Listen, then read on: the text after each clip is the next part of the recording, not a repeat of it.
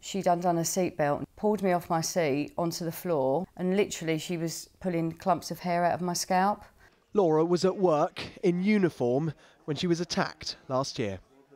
She's been a paramedic 24 years.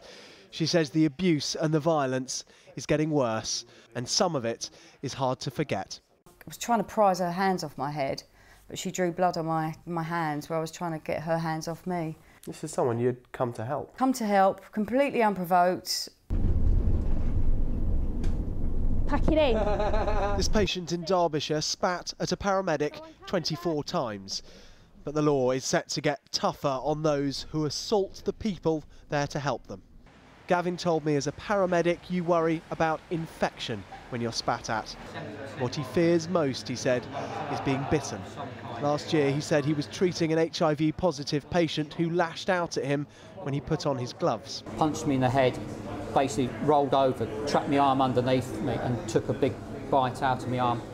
So it was a blood-on-blood contamination. So I then ended up having antivirals for 6 weeks.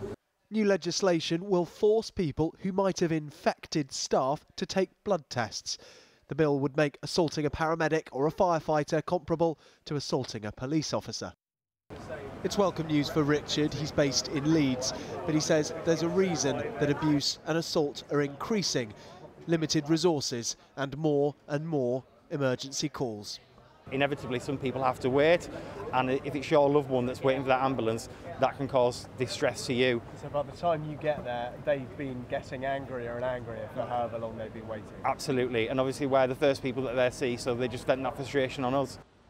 The Department of Health has long said it's prioritising ambulance waiting times.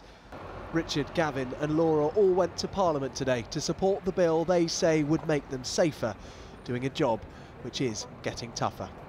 Dominic Reynolds, 5 News.